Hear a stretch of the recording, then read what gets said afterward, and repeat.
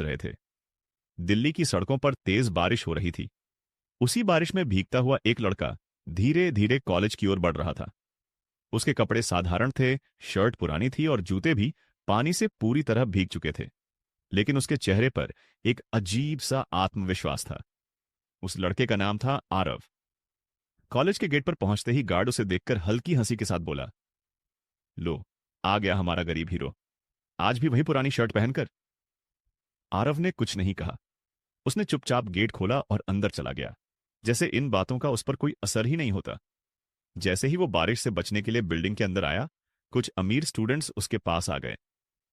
एक लड़का हंसते हुए बोला, अरे देखो, हमारे कॉलेज का सबसे गरीब स्टूडेंट आ गया। दूसरा बोला, ये तो भीग कर भी आ गया, लगता है इसके पास छाता खरीदने के पैसे भी नहीं हैं। उनकी बात सुनकर वहां खड़े सभी लोग जोर जोर से हंसने लगे, लेकिन आरव फिर भी शांत खड़ा रहा, जैसे उसे इन सब बातों से कोई फर्क नहीं पड़ता। तभी कॉलेज गेट के बाहर दो महंगी गाड़ियां आकर रुकती हैं। सबका ध्यान तुरंत उनकी तरफ चला जाता है। पहली गाड़ी का दरवाजा खुलता है और उसमें से अनन्या बाहर उतरती है। स्टाइलिश कपड़े, घमंड भरा एटीट्यूड और चेहरे पर कॉन्फिडेंस। वो किसी की तरफ देखे बिना ही अंदर चली जाती है और सभी स्टूडेंट्स उसके पीछे पीछे जाने लगते हैं। फिर दूसरी गाड़ी का दरवाजा खुलता है और उसमें से नेहा उतरती है। उसकी खूबसूरती सादगी में थी, चेहरे पर कोई घमंड नहीं, लेकिन उसकी मौजूदगी ही इतनी खास थी कि सब एक पल के लिए शांत हो गए। नेहा इस कॉलेज की सबसे अमीर लड़की थी, जिसके पिता की कंपनियां सिर्फ भारत में ही नहीं बल्कि जापान तक फैली हुई थीं। कुछ ही पलों में वहां सिर्फ दो लोग रह जाते हैं, आरव और नेहा। आरव बिना कुछ बोले अंदर जाने लगता है और नेहा भी उसके पीछे पीछे चल पड़ती है।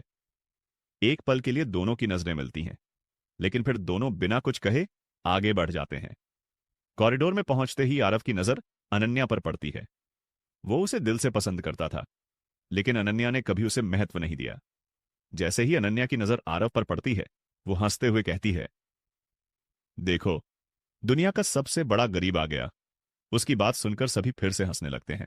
आरव बस उसे चुपचाप देखता रहता है। उसकी आंखों में हल्का सा दर्द जरूर था, लेकिन साथ ही एक ऐसा राज भी छुपा था जिसे कोई नहीं जानता था। तभी पीछे से नेहा वहां आती है।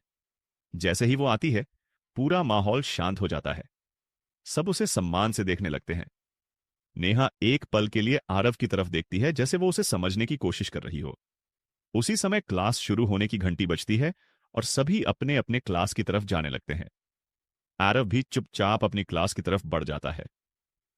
लेकिन किसी को यह नहीं पता था कि जो लड़का सबकी नजरों में एक गरीब है, असल में वही इस दुनिया का सबसे अमीर और ताकतवर इंसान है, और उसकी असली कहानी अभी शुरू भी नहीं हुई थी। ऐसे ही सभी स्टूडेंट्स अपनी अपनी क्लास के अंदर जाते हैं, आरव सीधे वॉशरूम की तरफ चला जाता है। वो नल खोलकर अपने हाथ और चेहरा धोता है।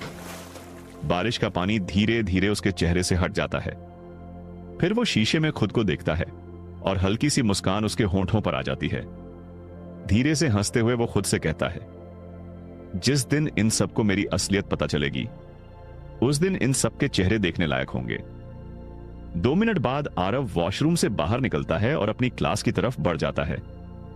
जैसे ही वो क्लास के दरवाजे पर पहुंचता है, वहां खड़े टीचर उसे देखते हैं। टीचर का नाम शर्मा सर। शर्मा सर उसे दया भरी नजरों से देखते हैं, क्योंकि पूरे स्कूल में कुछ ही लोग थे जो आरव से अच्छे से बात करते थे, और उनमें से एक शर्मा सर भी थे। आरव चुपचाप अंदर जाता है और अपनी सीट पर बैठ जाता है। उसके पास उसके 3 दोस्त बैठे होते हैं, सूरज, अमन और रवि। तीनों ही उसकी हालत समझते थे, इसलिए उससे अच्छे से बात करते थे। क्लास शुरू होती है। शर्मा सर पढ़ाना शुरू करते हैं और आरव का पूरा ध्यान पढ़ाई पर होता है, लेकिन पीछे बैठे वही अमीर स्टूडेंट्स उसे फिर से परेशान करने लगते हैं। कोई उसकी कुर्सी हिलाता है, कोई उस पर कागज फेंकता है, और फिर धीरे धीरे हंसने लगते हैं।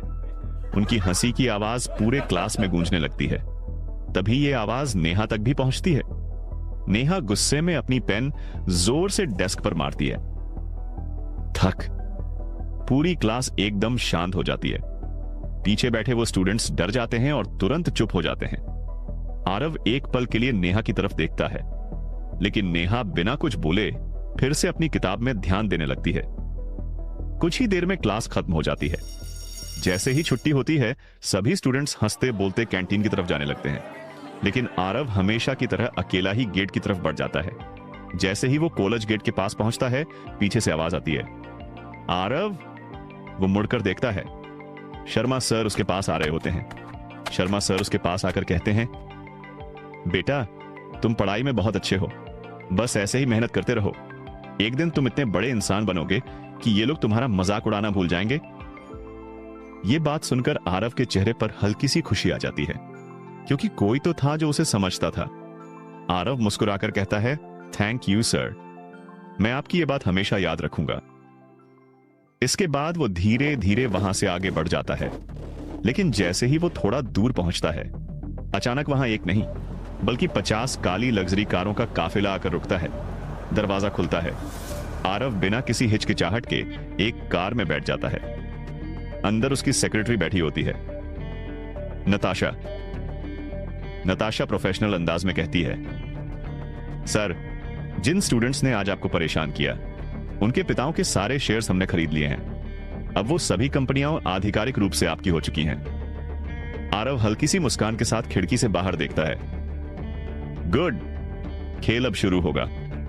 और फिर वो सारी कारें वहां से तेजी से निकल जाती हैं, जैसे कुछ हुआ ही ना हो। उधर दूसरी तरफ नेहा कैंटीन से बाहर निकलती है और अपने घर की तरफ जाने लगती है। कैंटीन के अंदर अब सिर्फ एक ही चर्चा हो रही थी, आरव, वो गरीब लड़का। लेकिन किसी को यह अंदाजा भी नहीं था कि वही गरीब लड़का असल में उनकी पूरी दुनिया बदलने वाला है। जैसे ही नेहा अपनी कार में बैठकर घर जाने लगती है, कार धीरे धीरे कोलाज से दूर निकलने लगती है। कुछ पल की खामोशी के बाद ड्राइवर हिचकिचाते हुए बोलता है, मैडम एक बात पूछूं? नेहा खिड़की के बाहर देखते हुए ही कहती है, पूछो। ड्राइवर थोड़ी झिझक के साथ बोलता है, आप उस गरीब लड़के से प्यार क्यों करती हैं? यह सुनते ही नेहा तुरंत उसकी तरफ देखती है। उसकी नजरों में गुस्सा साफ दिखाई दे रहा था। ड्राइवर घबरा जाता है, सॉरी मैडम, मुझसे गलती हो गई। और फिर वो चुपचाप गाड़ी चलाने लगता है। कुछ ही देर में गाड़ी एक बड़े और खूबसूरत बंगले के सामने जाकर रुकती है। जैसे ही नेहा उतरती है, कई नौकर उसका स्वागत करने के लिए खड़े हो जाते हैं। यह बंगला नेहा ने सिर्फ 4 दिन पहले ही खरीदा था, सिर्फ अपनी प्राइवेसी के लिए। नेहा बिना किसी से कुछ कहे सीधे अपने बेडरूम में चली जाती है। जैसे ही वो कमरे में पहुंचती है, उसका फोन बजता है। स्क्रीन पर नाम आता है, मिस्टर हिरोशी मल्होत्रा। नेहा कुछ सेकंड तक फोन को देखती रहती है, लेकिन फिर बिना उठाए ही उसे साइलेंट कर देती है और बाथरूम की तरफ चली जाती है। थोड़ी देर बाद जब वो नहाकर बाहर आती है, तो देखती है कि उसके फोन पर 4 मैसेज आए हुए हैं और वो सभी उसके पिता के होते हैं। वो मैसेज खोलती है, हेलो नेहा, कैसी हो? तुम मेरा फोन क्यों नहीं उठा रही हो? क्या तुम अभी भी मुझसे नाराज हो? मैं अभी बिजनेस की वजह से इंडिया नहीं आ सकता। ये मैसेज पढ़कर नेहा कुछ देर के लिए चुप हो जाती है। नरेशन, नेहा की मां का देहांत उसके बचपन में ही हो गया था और उसके बाद उसके पिता ने ही उसे पाला पोसा, उसे हर खुशी दी, हर चीज दी। लेकिन समय के साथ साथ पिता का साथ और प्यार उससे दूर होता चला गया। 3 साल पहले उसके पिता जापान चले गए थे अपने बिजनेस को बढ़ाने के लिए, लेकिन उनका बिजनेस सिर्फ साफ सुथरा नहीं था, उसमें माफिया कनेक्शन भी शामिल थे। और यही वजह थी कि नेहा अब उनसे नफरत करने लगी थी। सबसे बड़ी बात यह थी कि उसके पिता उसकी शादी एक ऐसे लड़के से कराना चाहते थे जो पूरी दुनिया का सबसे अमीर इंसान था। लेकिन नेहा उस शादी के लिए बिल्कुल तैयार नहीं थी। और वो लड़का कोई और नहीं, आरव ही था। लेकिन यह सच नेहा नहीं जानती थी। उसके लिए आरव बस एक गरीब लड़का था। नेहा गुस्से में फोन को बेड पर फेंक देती है और धीरे से कहती है, मैं उस इंसान से कभी शादी नहीं करूंगी जिसे मैंने देखा तक नहीं है। उसी समय दूसरी तरफ एक आलीशान ऑफिस में कांच की बड़ी बड़ी दीवारों के बीच शहर का पूरा नजारा दिख रहा था। एक कुर्सी पर कोई बैठा था जिसका चेहरा अभी तक साफ नहीं दिख रहा था। तभी दरवाजा खुलता है और नताशा अंदर आती है। सर, जापान से कॉल आया है, मिस्टर हिरोशी मल्होत्रा आपसे बात करना चाहते हैं। वो शख्स हल्की सी मुस्कान के साथ कहता है, कनेक्ट द कॉल। जैसे ही कैमरा उसके चेहरे पर आता है, वो कोई और नहीं, आरव होता है। रात का समय था। दिल्ली शहर रोशनी में डूबा हुआ था। एक आलीशान बिल्डिंग की सबसे ऊपरी मंजिल पर कांच की दीवारों के बीच एक शख्स खड़ा था, शहर को देखता हुआ। वो था आरव। तभी पीछे से नताशा आती है। सर, जापान से कॉल कनेक्ट हो चुका है। आरव कुर्सी पर बैठते हुए कहता है, पुट इट ऑन स्पीकर। कुछ ही सेकंड में आवाज आती है। हेलो आरव। यह आवाज थी मिस्टर हिरोशी मल्होत्रा की।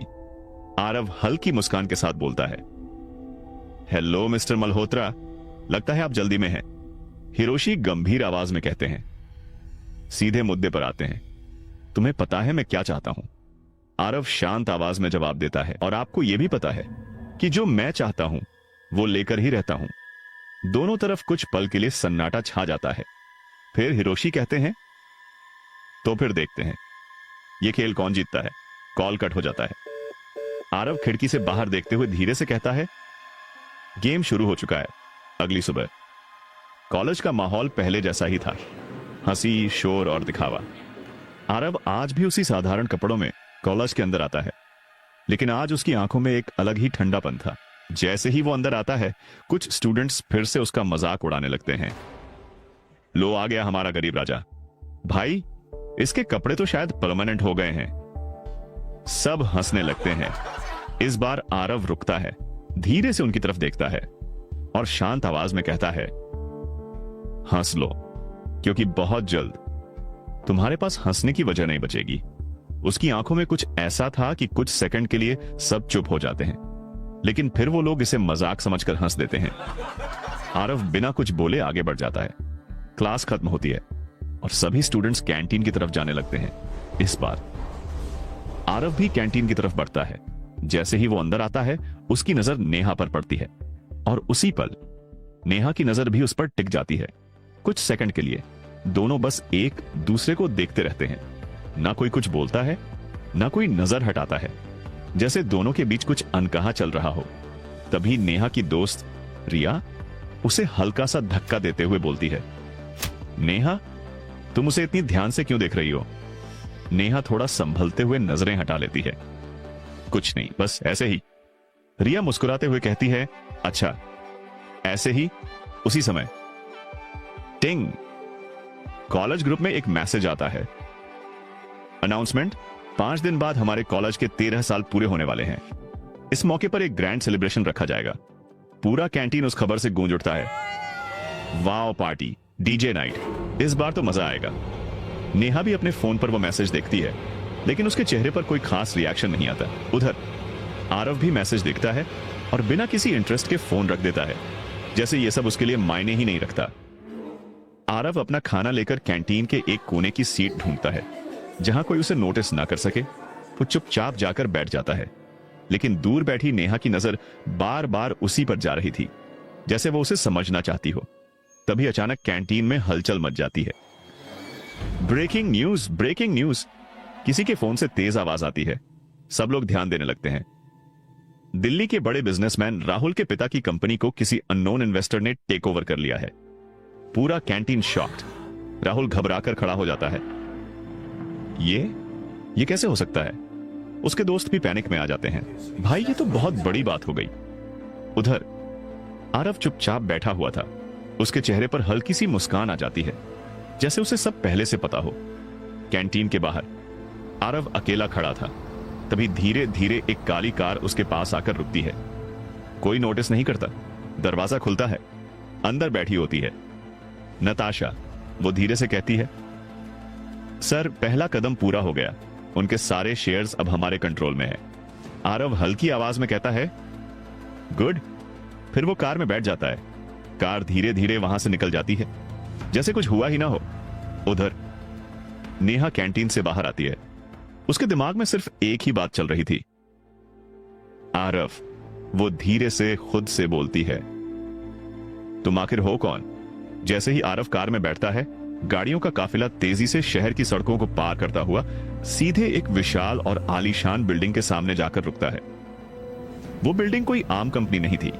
वो दुनिया की सबसे बड़ी कंपनी थी, जिसका नेटवर्क पूरे वर्ल्ड में फैला हुआ था और जो अकेले ही ट्रिलियन कमा सकती थी।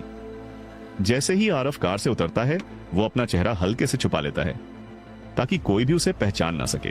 उसी समय पीछे से नताशा भी उसके पास आ जाती है। और दोनों अंदर की तरफ बढ़ने लगते हैं। जैसे जैसे आरव अंदर जाता है, हर कोई उसे देखने लगता है। कर्मचारी आपस में धीरे धीरे बातें करने लगते हैं। ये लड़का कौन है, पहले कभी नहीं देखा। वहीं कुछ लड़कियां उसे देखकर आपस में फुसफुसाने लगती हैं। काश मैं इसकी गर्लफ्रेंड होती, इतनी पर्सनैलिटी। और अगर ये रिच भी हुआ तो? एक लड़की ताना मारते हुए कहती है, अरे छोड़ो, ऐसे लड़के सिर्फ सपनों में मिलते हैं। आरव बिना किसी पर ध्यान दिए सीधे अपने केबिन की तरफ बढ़ता रहता है। करीब 30 मिनट बाद नताशा का कॉल आता है। सर, राहुल के पिता आपसे मिलना चाहते हैं। आरव शांत आवाज में कहता है, उन्हें मेरे केबिन में भेज दो। Okay sir. कॉल कट हो जाती है। नताशा बाहर खड़े विक्रम मेहता से कहती है, sir is waiting for you, आप अंदर जा सकते हैं। विक्रम मेहता गहरी सांस लेते हैं, अपने कपड़े ठीक करते हैं और फिर धीरे से केबिन के दरवाजे पर नॉक करते हैं। अंदर से आवाज आती है, कम इन। जैसे ही वो अंदर आते हैं, देखते हैं कि आरव कुर्सी पर बैठा हुआ है, लैपटॉप पर कुछ फाइल्स और डॉक्यूमेंट्स चेक कर रहा है। विक्रम मेहता हिचकिचाते हुए बोलते हैं, सर, आपने मेरी कंपनी के सारे शेयर क्यों खरीद लिए? आरव धीरे से मुस्कुराता है और बिना उनकी तरफ देखे बोलता है, क्योंकि तुम्हारी कंपनी में बहुत कुछ गलत हो रहा था। विक्रम मेहता घबरा कर कहते हैं, ये सब झूठ है सर। तभी आरव लैपटॉप उनकी तरफ घुमा देता है। स्क्रीन पर एक एक करके उनके सारे illegal deals, black money transactions और गलत कामों की फाइल्स खुलने लगती हैं। आरव ठंडी आवाज में बोलता है, ये देखो, तुम्हारे हर एक काले कारनामे का सबूत। ये देखकर विक्रम मेहता के चेहरे का रंग उड़ जाता है। उनके माथे पर पसीना आने लगता है, हाथ कांपने लगते हैं। वो घबराते हुए बोलते हैं, सर, मुझे माफ कर दीजिए, मैं सब ठीक कर दूंगा। आरव अब धीरे धीरे अपनी कुर्सी से उठता है और उनके सामने आकर खड़ा हो जाता है। उसकी आंखों में ठंडा गुस्सा साफ दिख रहा था। वो धीमी लेकिन खतरनाक आवाज में कहता है, अब कुछ ठीक नहीं होगा। अब तुम सिर्फ वही करोगे जो मैं कहूंगा। विक्रम मेहता पूरी तरह डर चुके थे। उन्हें समझ आ गया था कि वो अब एक ऐसे इंसान के सामने खड़े हैं जिसके खिलाफ जाना मतलब खुद को खत्म करना है। शाम के 7 बज रहे थे। शहर की सड़कों पर लाइट्स चमकने लगी थीं। आरव अपनी ऑफिस बिल्डिंग से बाहर निकलता है। उसके चेहरे पर वही शांत लेकिन खतरनाक कॉन्फिडेंस था। कुछ ही पलों में एक लग्जरी कार उसके सामने आकर रुकती है। पीछे से नताशा भी आकर उसी कार में बैठ जाती है। गाड़ी धीरे धीरे आगे बढ़ने लगती है। रास्ते में आरव की नजर अचानक एक जगह टिक जाती है। नेहा। वो मॉल की तरफ जा रही थी, साधारण लेकिन खूबसूरत कपड़ों में, अपने ही ख्यालों में खोई हुई। आरव कुछ सेकंड तक उसे देखता रहता है, जैसे समय वहीं रुक गया हो। लेकिन वो गाड़ी रुकवाता नहीं, बस खामोशी से आगे बढ़ जाता है। यह सब नताशा नोटिस करती है, लेकिन कुछ नहीं कहती। उधर नेहा अचानक रुकती है। उसे ऐसा महसूस होता है जैसे कोई उसे देख रहा था।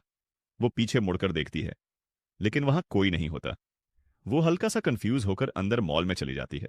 मॉल के अंदर कुछ दूर चलते ही नेहा को उसकी दोस्तें दिख जाती हैं, रिया, सिया और काव्या। रिया मुस्कुराते हुए बोलती है, फाइनली मैडम आ गई, हम कब से वेट कर रहे थे। नेहा हल्की मुस्कान देती है, चलो जल्दी करते हैं, मुझे ज्यादा देर नहीं रुकना। तीनों उसे खींचकर कपड़ों की दुकान की तरफ ले जाती हैं। उधर चलती हुई कार के अंदर अचानक आरव के फोन पर कॉल आता है। स्क्रीन पर नाम आता है, मिस्टर राजवीर सिंघानिया। आरव गहरी सांस लेता है और कॉल उठा लेता है। दूसरी तरफ से भारी आवाज आती है, आरव, तुमने क्या सोचा है? मिस्टर मल्होत्रा की बेटी से शादी करनी है तुम्हें? कुछ सेकंड के लिए कार के अंदर सन्नाटा छा जाता है। आरव की आंखें ठंडी हो जाती हैं। वो धीमी आवाज में कहता है, मुझे ये कॉन्ट्रैक्ट मैरिज नहीं करनी। अगर आपको यही कहना था तो मेरे पास इसके लिए टाइम नहीं है। और बिना कुछ सुने कॉल कट कर देता है। पूरी कार में सन्नाटा फैल जाता है। नताशा भी चुप रहती है, जैसे वो जानती हो कि यह बात आरव को पसंद नहीं। कुछ देर बाद कार एक बड़े पॉश हाउस के सामने रुकती है। आरव बिना कुछ बोले कार से उतरता है और सीधे अंदर चला जाता है। वो अपने बेडरूम में पहुंचता है। कुछ देर तक चुपचाप खड़ा रहता है। फिर धीरे से बाथरूम की तरफ बढ़ता है। उधर नताशा अपने कमरे में बैठकर ऑफिस का काम कर रही होती है। तभी उसके फोन पर एक मैसेज आता है, सर का काम हो गया है। नताशा स्क्रीन को देखकर हल्की सी मुस्कान देती है, जैसे कोई बड़ा प्लान पूरा हो चुका हो। दूसरी तरफ आरव नहाकर अपने कमरे में वापस आता है। वो आराम से बेड पर बैठता है और अपना फोन उठाकर सोशल मीडिया स्क्रॉल करने लगता है। तभी उसे एक खबर दिखती है, ब्लॉक डिमांड कंपनी का ओनर आज सीक्रेटली अपनी कंपनी में देखा गया। आरव हल्का सा मुस्कुराता है, लेकिन कुछ बोलता नहीं। तभी उसके फोन पर एक और मैसेज आता है, सूरज, अमन और रवि का मैसेज। आरव भाई, तुम तो जैसे गायब ही हो गए हो। अभी फ्री हो क्या? हम तीनों मॉल जाने का सोच रहे हैं, पार्टी के क्लोथ्स भी लेने हैं, तुम भी चलो ना। और हाँ, टेंशन मत लो, तुम्हारे कपड़ों का पेमेंट हम ही कर देंगे। ये पढ़कर आरव हल्का सा मुस्कुरा देता है। वो धीरे से खुद से कहता है, पेमेंट। उसकी आंखों में चमक आ जाती है, जैसे उसे ये बात मजेदार लगी हो, या शायद वो कुछ बड़ा सोच रहा हो। आरव अपने फोन को उठाता है और अपने दोस्तों को मैसेज करता है, ओके, मैं तुम सबको कॉलेज के पास मिलूंगा। मैसेज भेजने के बाद वो तुरंत नताशा को एक छोटा सा मैसेज करता है, मैं दोस्तों के साथ बाहर जा रहा हूं। मैसेज भेजते ही अचानक उसके फोन पर एक कॉल आता है, अननोन नंबर। आरव कुछ पल के लिए स्क्रीन को देखता है, फिर कॉल उठा लेता है। हेलो। दूसरी तरफ से एक लड़के की आवाज आती है, अर्जुन। आरव, मुझे भूल गए क्या? आरव कुछ सेकंड के लिए चुप हो जाता है। उसकी आंखें हल्की सी सिकुड़ जाती हैं। वो आवाज उसे जानी पहचानी लग रही थी। वो दिमाग पर जोर डालता है और तभी उसे याद आता है, कुछ साल पहले एक लड़का मुश्किल में था, पैसों की जरूरत थी और पूरी दुनिया ने उसे ठुकरा दिया था। तब आरव ने उसकी मदद की थी। आरव धीमी आवाज में बोलता है, हाँ, पहचान गया, लेकिन इतने दिनों बाद अचानक कॉल क्यों? दूसरी तरफ से अर्जुन की आवाज आती है, क्योंकि मैं कल सुबह ही इंडिया आ रहा हूं और मेरे साथ मायरा भी आ रही है। मायरा नाम सुनते ही आरव एकदम चुप हो जाता है। उसके चेहरे पर हल्की सी हैरानी साफ दिखाई देती है, जैसे ये नाम उसके लिए बहुत मायने रखता हो। कुछ सेकंड तक वो कुछ नहीं बोलता। उधर से अर्जुन फिर कहता है, थैंक यू उस समय मेरी मदद करने के लिए, जब कोई भी मेरे साथ नहीं था। आरव हल्की सी मुस्कान के साथ जवाब देता है, आई नो, लेकिन मैंने तुम्हें एक बात और भी कही थी। No sorry, no thank you. मदद करना मेरा काम था। कुछ पल के लिए दोनों तरफ खामोशी छा जाती है, लेकिन ये खामोशी किसी तूफान से पहले वाली शांति जैसी थी। आरव धीरे से पूछता है, इंडिया क्यों आ रहे हो अर्जुन? अर्जुन की आवाज इस बार थोड़ी सीरियस हो जाती है, क्योंकि अब वक्त आ गया है कुछ पुराने हिसाब बराबर करने का। आरव की आंखों में चमक आ जाती है। वो खिड़की के बाहर देखते हुए धीमी आवाज में कहता है, तो फिर इंडिया तुम्हारा इंतजार कर रहा है। कॉल कट हो जाता है।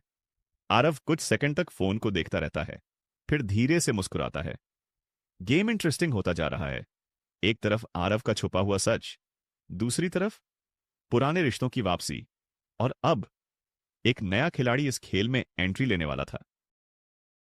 देर बाद आरव कोलाज के पास पहुंच जाता है और अपने दोस्तों का इंतजार करने लगता है।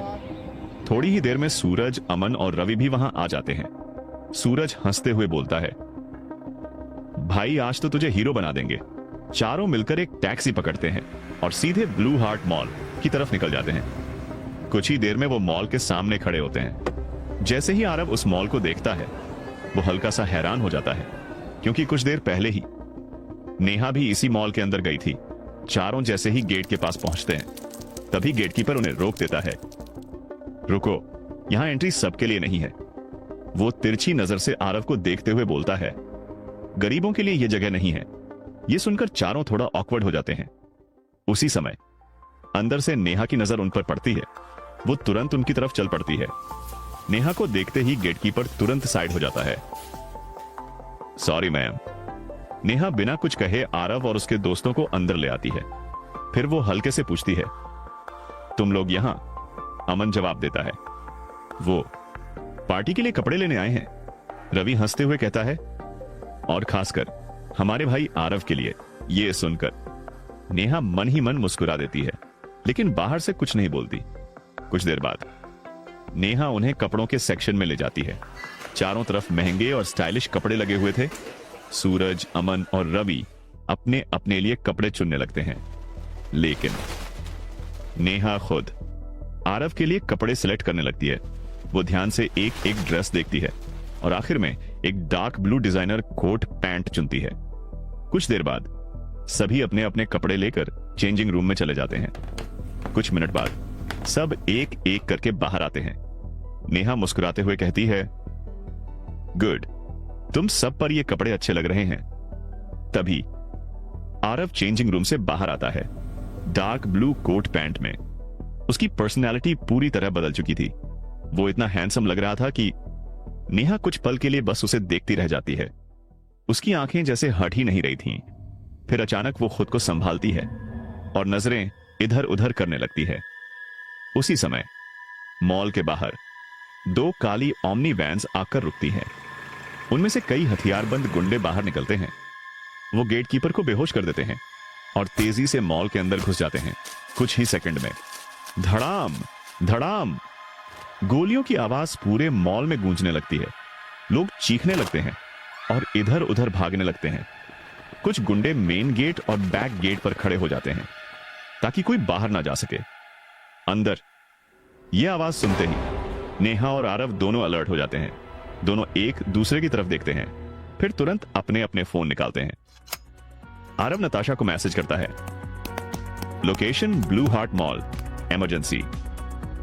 नेहा अपनी सेक्रेटरी को मैसेज करती है, Riya Kapoor, mall attack, need backup. दूसरी तरफ नताशा जैसे ही मैसेज देखती है उसकी आंखें सीरियस हो जाती हैं। Activate security. अभी कुछ ही पलों में दर्जनों बॉडीगार्ड्स हथियारों के साथ गाड़ियों में बैठकर तेजी से आरव की लोकेशन की तरफ निकल जाते हैं। उधर रिया कपूर भी मैसेज देखते ही एक्टिव हो जाती है, नेहा माम डेंजर में है, तुरंत टीम रेडी करो। कुछ ही सेकंड में उसकी सिक्योरिटी टीम भी एक्टिवेट हो जाती है। वापस मॉल के अंदर चारों तरफ अफरा तफरी मची हुई थी। लोग डर के मारे छुप रहे थे। नेहा और आरव एक ही जगह खड़े थे, लेकिन इस बार दोनों के चेहरे पर डर नहीं था, बल्कि एक अलग ही कॉन्फिडेंस था।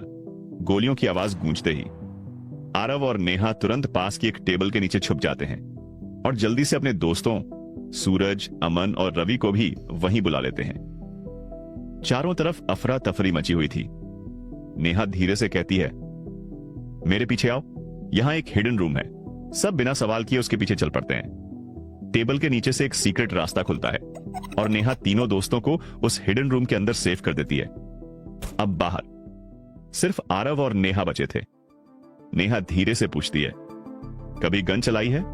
आरव कुछ बोलने ही वाला होता है, लेकिन नेहा खुद ही बोल पड़ती है, छोड़ो, तुम बस मेरे साथ रहना। दोनों टेबल के नीचे से बाहर निकलते हैं, लेकिन आरव के चेहरे पर जरा भी डर नहीं था। उधर गुंडों ने पूरे मॉल के लोगों को पकड़कर सेकंड फ्लोर पर इकट्ठा करना शुरू कर दिया था। कुछ गुंडे हर कोने को चेक कर रहे थे। जैसे ही आरव और नेहा क्लोथ्स सेक्शन से बाहर निकलने वाले होते हैं, तभी आरव को आवाज सुनाई देती है। गुंडे उसी तरफ आ रहे थे। आरव तुरंत अलर्ट हो जाता है और नेहा का हाथ पकड़कर उसे वापस अंदर खींच लेता है। वो जल्दी जल्दी छुपने की जगह ढूंढता है। तभी उसकी नजर चेंजिंग रूम पर पड़ती है। वो नेहा को अंदर भेज देता है और बाहर से दरवाजा लॉक कर देता है। नेहा को अजीब लगता है, आरव दरवाजा खोलो। वो दरवाजा खोलने की कोशिश करती है, लेकिन दरवाजा नहीं खुलता। उधर जैसे ही गुंडे क्लोथ सेक्शन में घुसते हैं, आरव पहले ही अपना चेहरा छुपा चुका होता है। जैसे ही वो पास आते हैं, धड़ाम, आरव अचानक उन पर अटैक कर देता है। कुछ ही सेकंड में वो 3-4 गुंडों को बेहोश कर देता है और उनके हाथ से बंदूकें छीन लेता है। उसी समय मॉल के बाहर नताशा अपनी टीम के साथ पहुंच चुकी होती है। अटैक! उसके इशारे पर बॉडीगार्ड्स अंदर घुसते हैं और गुंडों पर भारी पड़ने लगते हैं। धीरे धीरे वो सेकंड फ्लोर की तरफ बढ़ते हैं। अंदर नताशा की नजर आरव पर पड़ती है। सर! वो तुरंत बॉडीगार्ड्स को आदेश देती है, सर को कवर दो। बॉडीगार्ड आरव को बैकअप देने लगते हैं। आरव कहता है, किसी को कुछ नहीं होना चाहिए। उधर गुंडों का लीडर बाहर से आवाज सुनकर घबरा जाता है। जाओ देखो क्या हो रहा है। एक गुंडा भागकर आता है। बॉस, बहुत सारे आर्म्ड लोग अंदर आ गए हैं, एडवांस्ड वेपन्स हैं, हम नहीं टिक पाएंगे। लीडर टेंशन में आ जाता है। सबको रोको, जल्दी। सब लोग वॉल्स के पीछे छुप जाते हैं। तभी आरव नताशा से कहता है, गन दो। नताशा मना करती है। सर, आपकी सेफ्टी। आरव उसकी बात काट देता है। मैं खुद को संभाल सकता हूं। नताशा मजबूरी में उसे गन दे देती है। दूसरी तरफ नेहा अभी भी चेंजिंग रूम में बंद थी और टेंशन में थी। आरव, तुम ठीक हो ना? उसी समय रिया कपूर भी अपनी टीम के साथ पहुंच चुकी थी और ऊपर से हेलीकॉप्टर की आवाज गूंजने लगती है। पूरा माहौल और भी इंटेंस हो जाता है। आरव अपने बॉडीगार्ड्स के साथ आगे बढ़ता है। कुछ ही मिनटों में सारे गुंडे घायल हो चुके थे, लेकिन लीडर ने एक आदमी को गन पॉइंट पर पकड़ रखा था। यह देखकर सब रुक जाते हैं। तभी नताशा के ब्लूटूथ में आवाज आती है, माम, स्नाइपर रेडी है, टारगेट क्लियर है, शूट करूं? नताशा धीरे से कहती है, हॉस्टेज सेफ रहना चाहिए, shoot on leg. Copy ma'am. Natasha धीरे से आरव के पास आती है। सर, स्नाइपर रेडी है, आपके सिग्नल का इंतजार है। आरव लीडर की आंखों में देखता है और कहता है, तुम यहां क्यों आए हो? लीडर कुछ नहीं बोलता। आरव धीरे से गिनना शुरू करता है। 1, कुछ सेकंड, 2, पूरा माहौल फ्रीज हो जाता है। 3, नताशा तुरंत बोलती है, फायर। धड़ाम। स्नाइपर की गोली सीधे लीडर के पैर में लगती है। लीडर गिर जाता है। उसी पल आरव बिजली की तरह उसके पास पहुंचता है, उसके हाथ से बंदूक छीनता है और एक जोरदार मुक्का मारता है। धड़ाम। लीडर बेहोश हो जाता है। सब कुछ कंट्रोल में आ चुका था। आरव तुरंत बोलता है, सब लोग यहां से निकलो, किसी को मेरी पहचान नहीं पता चलनी चाहिए। फिर वो एक बॉडीगार्ड से कहता है, जैसे बाकी लोगों को बांधा है वैसे ही मुझे भी बांध दो। सब कंफ्यूज्ड हो जाते हैं, लेकिन जैसा आरव कहता है वैसा ही करते हैं। उसकी आंखों पर पट्टी बांध दी जाती है और उसे भी बाकी लोगों की तरह दिखाया जाता है। तफरी मची हुई थी। चारों तरफ टूटे हुए शीशे, गोलियों के निशान और लोगों की डरी हुई आवाजें गूंज रही थीं। दूसरी तरफ नेहा की सेक्रेटरी रिया कपूर अपनी स्पेशल सिक्योरिटी टीम के साथ ऊपर से नीचे की तरफ बढ़ रही थी। उनके हाथों में एडवांस वेपन्स थे। रिया की आवाज बिल्कुल सीरियस थी। हर फ्लोर अच्छे से चेक करो, कोई भी अटैकर बचना नहीं चाहिए। उसकी पूरी टीम अलग अलग डायरेक्शन में फैल गई। तभी उनकी टीम का एक आदमी क्लोथ सेक्शन के पास पहुंचता है और जैसे ही वो अंदर जाता है उसकी आंखें शॉक से फैल जाती हैं। वहां एक अटैकर बेहोश पड़ा था। उसके चेहरे पर चोट के गहरे निशान थे, जैसे किसी ने उसे बुरी तरह पीटा हो। वो आदमी तुरंत अलर्ट हो जाता है, सब सावधान रहो, यहां कोई लड़ाई हुई है। उसी समय उन्हें चेंजिंग रूम की तरफ से हल्की आवाज सुनाई देती है। 2 गार्ड्स तुरंत उस तरफ बढ़ते हैं। धीरे धीरे दरवाजा खोला जाता है और अगले ही पल, मैम। वो लोग तुरंत नेहा को पहचान लेते हैं। नेहा अभी भी अंदर खड़ी थी। उसके चेहरे पर टेंशन साफ दिखाई दे रही थी। एक गार्ड जल्दी से पूछता है, माम, क्या आप ठीक हैं? नेहा हल्का सा सिर हिला देती है, लेकिन उसकी नजरें बार बार बाहर की तरफ जा रही थीं, जैसे वो किसी को ढूंढ रही हो। तभी दूसरा गार्ड तुरंत वॉकी टॉकी पर बोलता है, कॉपी, हमने माम को ढूंढ लिया है। क्लोथ्स सेक्शन सेफ है और यहां एक अटैकर बेहोश पड़ा है। दूसरी तरफ से आवाज आती है, कॉपी दैट। सेकंड फ्लोर पर भी कई हॉस्टेजेस मिले हैं। यहां बहुत सारे अटैकर्स पड़े हैं, लेकिन सब बुरी तरह घायल हैं।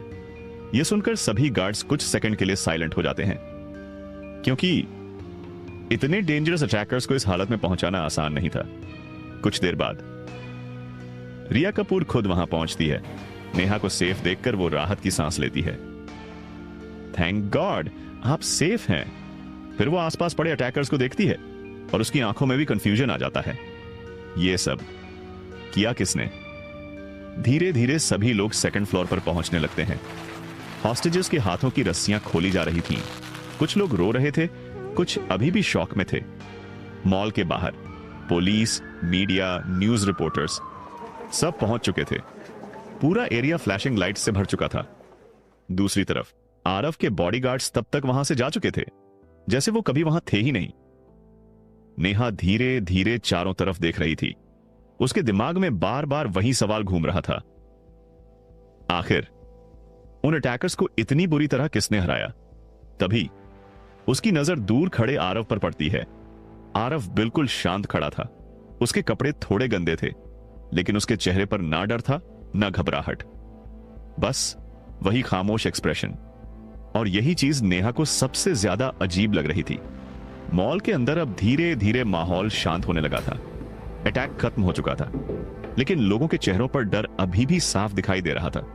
कुछ देर बाद नेहा आगे बढ़कर सब लोगों से बोलती है, अब सब लोग सेफ हैं, जो लोग ठीक हैं वो जा सकते हैं, और जिन्हें चोट लगी है उनके लिए डॉक्टर्स बुलाए गए हैं।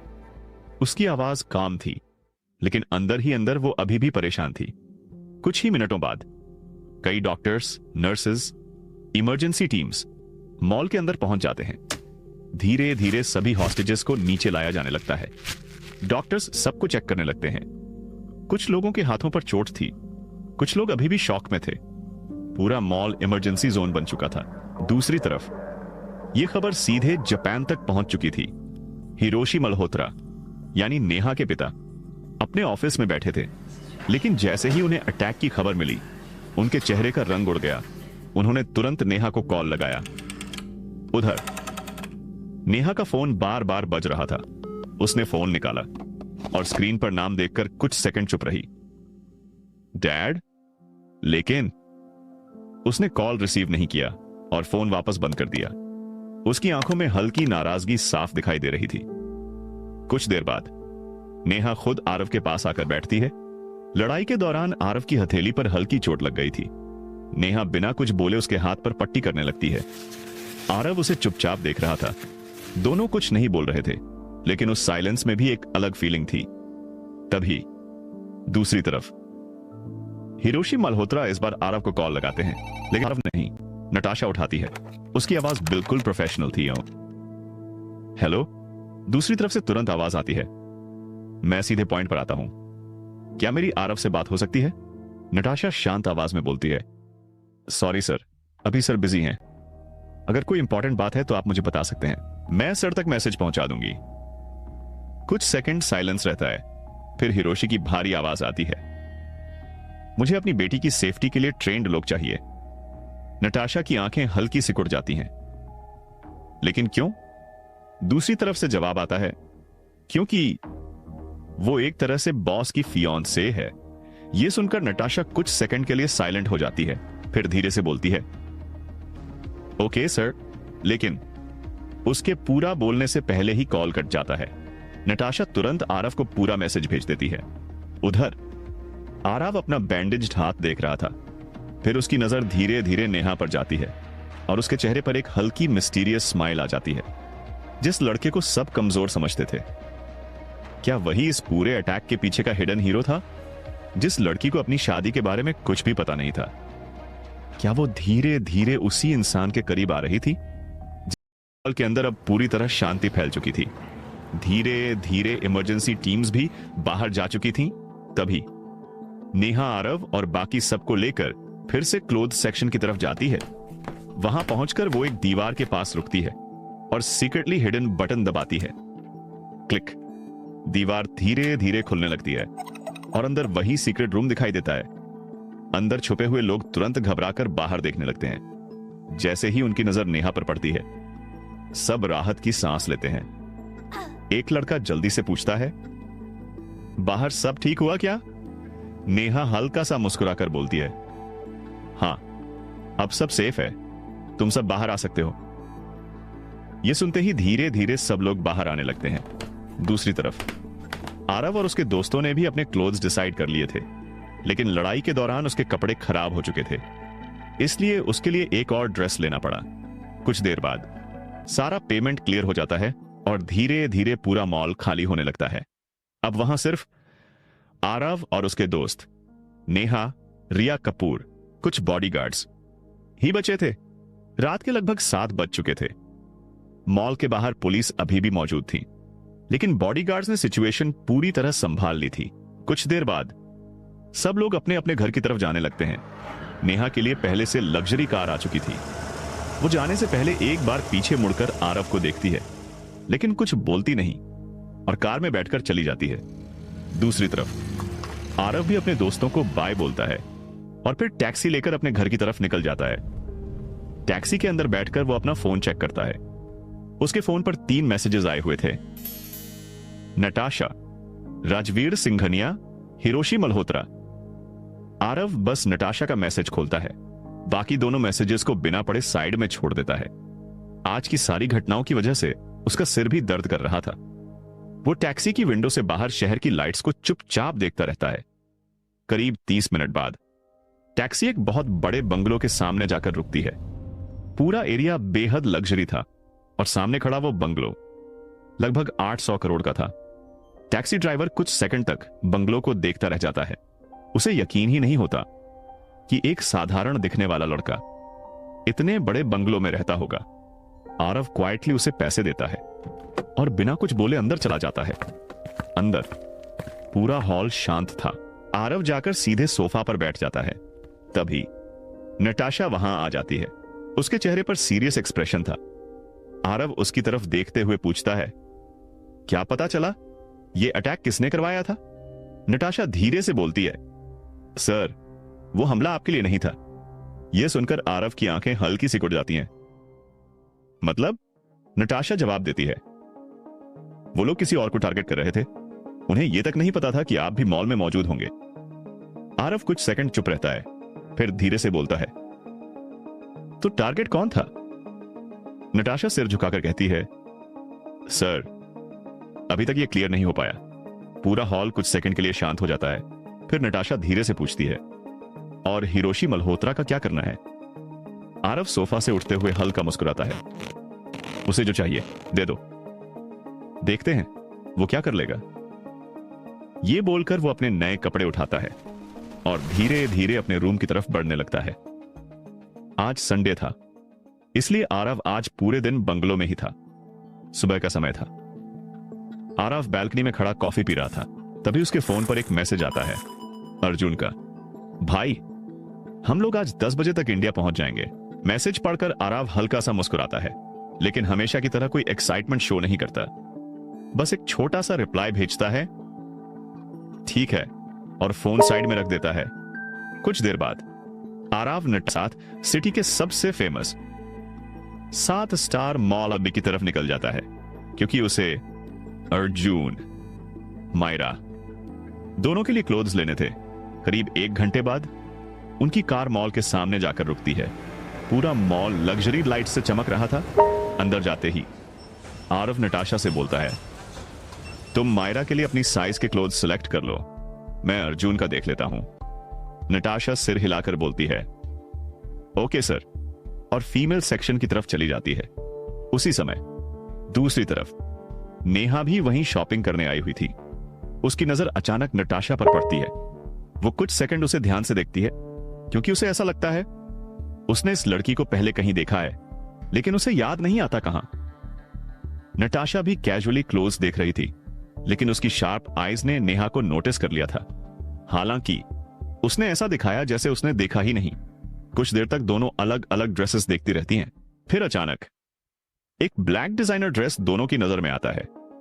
ड्रेस बेहद एलिगेंट था, क्लासी, रॉयल और एक्सपेंसिव। उसी समय नटाशा और नेहा दोनों एक साथ उस ड्रेस की तरफ बढ़ती हैं और दोनों के हाथ एक ही समय उस ड्रेस को छूते हैं। कुछ सेकंड के लिए दोनों रुक जाती हैं। नेहा हल्का सा मुस्कुराकर बोलती है, लगता है हमारी पसंद एक जैसी है। नटाशा भी काम एक्सप्रेशन के साथ जवाब देती है। शायद दोनों की आंखें कुछ सेकंड तक एक दूसरे को ऑब्जर्व करती रहती हैं, जैसे दोनों साइलेंटली एक दूसरे को जज कर रही हों। तभी पीछे से आरव की आवाज आती है, नटाशा। यह आवाज सुनते ही नेहा तुरंत पीछे मुड़ती है और जैसे ही उसकी नजर आरव पर पड़ती है, वो हल्का सा सरप्राइज हो जाती है। तुम यहां? आरव हमेशा की तरह काम था, कपड़े लेने आया हूं। नेहा हल्का सा मुस्कुराती है। तुम भी शॉपिंग करते हो? आरव बिना एक्सप्रेशन बदले बोलता है, कभी कभी। नटाशा दोनों को साइलेंटली देख रही थी और अब उसे साफ समझ आ रहा था। नेहा का आरव में इंटरेस्ट बढ़ रहा है। तभी आरव की नजर उस ब्लैक ड्रेस पर जाती है। फिर वो नटाशा की तरफ देखकर बोलता है, अगर तुम्हें पसंद है तो ले लो। लेकिन उसी समय नेहा भी उसी ड्रेस को देख रही थी। कुछ सेकंड के लिए माहौल ऑकवर्ड हो जाता है। फिर नेहा हल्की स्माइल के साथ बोलती है, इट्स ओके, मैं दूसरा देख लूंगी। लेकिन अंदर ही अंदर उसे पहली बार अजीब फील हुआ था, जैसे वो नटाशा से किसी इनविजिबल कंपटीशन में हो।